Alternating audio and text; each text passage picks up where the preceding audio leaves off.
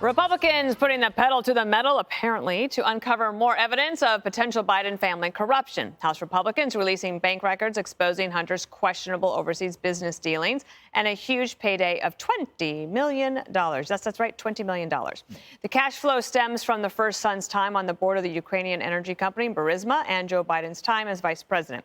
Congressman James Comer begging the media to ask the president about it. I wish the media would ask the president, what exactly did your family do to receive this $21 million that the House Oversight Committee has proven? He just continues to say, well, that's a lie. That's not true. We have their bank records, Maria. Bank records don't lie. That might seem like a hard sell because the media is providing some cover to the Bidens. Politico accused of being biased after tweeting, then deleting this take on the Biden family bank statements. Quote, but the memo doesn't show a direct payment to Joe Biden. The Washington Post fact-check department did a sneaky little update to their Hunter Biden laptop story after first-son confidant Devin Archer blew a hole in the claim that Joe didn't dine with a Burisma executive. And NBC News is getting mocked for claiming Biden's brand is being tested like never before. Jesse, we've come a long way from Republicans are conspiracy theorists making up lies about Joe and Hunter to, well, yeah, of course they got $20 million, but you can't say that it went directly to Joe Biden. The Russia hoax. Trump had the same answer for 2.5 years. No collusion. And the answer never changed. Joe's answer has changed 17 times. And the media isn't curious about why it's changing.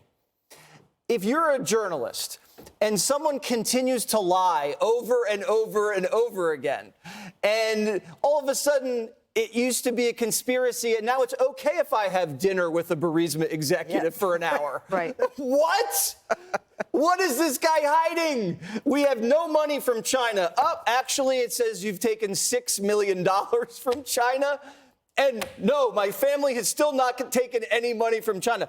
Well, J.P. Morgan says that's $6 million, and the media asks him about climate change. Yeah. There's no curiosity because they know the minute they ask the first question, the entire Biden presidency is shot. What is happening to the media? What happened? You get the impression that everybody knew this, so it's no longer a big deal. But then when you actually asked about it, they said, how dare you? But then now it's like, oh, yeah, but it's just money. Everyone does it. Everybody does it, especially the Bidens. They've been doing it for 50 years. And by the way, that's one rallying cry, no direct payments. That's it. Get behind that one, $21 million. To Biden shell companies and cronies, the dozens of phone calls, the drugs, the gun, the hookers, the neglected grandchild, the lies, but no direct payments. We haven't even discussed the war. Think about, there's something going on here with Biden. Obviously, he was there the whole time before this started. We got a war, and it doesn't even feel like a war. You know what I'm saying? It doesn't feel like a war. It feels like they do something and then they do something and they do. It's basically just an ongoing profit center. And I think that there's something there that we have yet to address that has to do with our president. Okay. Intriguing. Judge, your thoughts? Well, just to take off of what Greg just said, if the United States were really interested in engaging in a war and ending it, which really is the focus of any war, it's to get in and get out. We should have been involved when they were lining up the tanks on the border. We should have been involved when we knew and we had information of what was coming, and we didn't. And so what we have are these payments that just keep going through, from the United States, another few billion, and everybody goes over there. Nancy goes over there, and Joe Biden goes over there, and then Joe Biden goes over there, and Randy Weingarten goes over there, because she wants to compare schools. But that's really not what I want to say. This whole issue of the $21 million, $20 million to, you can't show that it went into Joe's account. You know what that's like? That's like a defense attorney telling a jury in a murder case, the prosecutor did not have the victim tell you that he killed that victim. That I, as a prosecutor, should dig out the victim from the ground, bring him in, have him testify as to who killed him. There's something called circumstantial evidence. And when you put all the pieces together of the whistleblowers and the bank accounts and the lies and the facts that there was a laptop with emails that confirmed everything else and the timed dinner meetings about which the press lied, and then the Washington Post won't even admit that they said the wrong thing. But, well, there was no record on the schedule about that famous meeting in Georgetown with the Burisma executive. No record. We didn't recognize the name.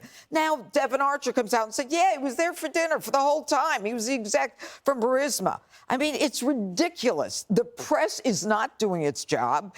And in the end, the American people don't even need the press anymore. They can see it for what it is. Elizabeth Warren sort of stepped into this a little bit, perhaps a thorn in Biden's side. If we have that sound bite, could we play it, please? I always worry about the influence peddlers in Washington, regardless of party affiliation. And we got to shut down the revolving door. We got to have ethics rules that apply to everyone.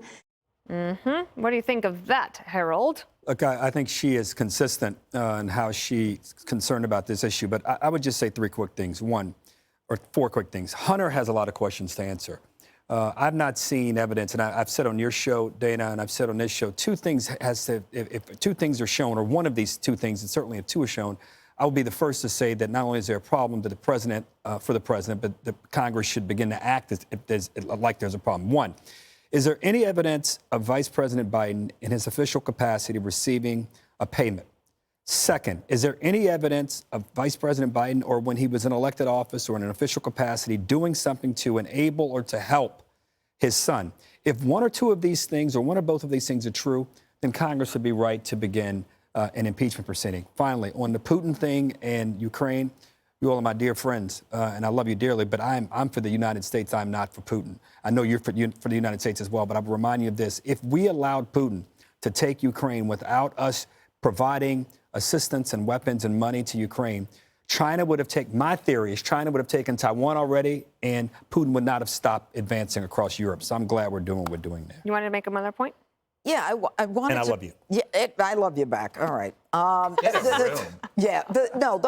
whole idea that, you need this information, you need this direct evidence. What did Joe Biden do as vice president to show there was a problem? He withheld $1 billion of American money until a prosecutor was fired. We are involved in the highest crime level in 30 years in this nation. Have you ever seen Joe Biden one time, with all the lunacy and all the chaos and anarchy in this country, going after one prosecutor in the United States? Not a one.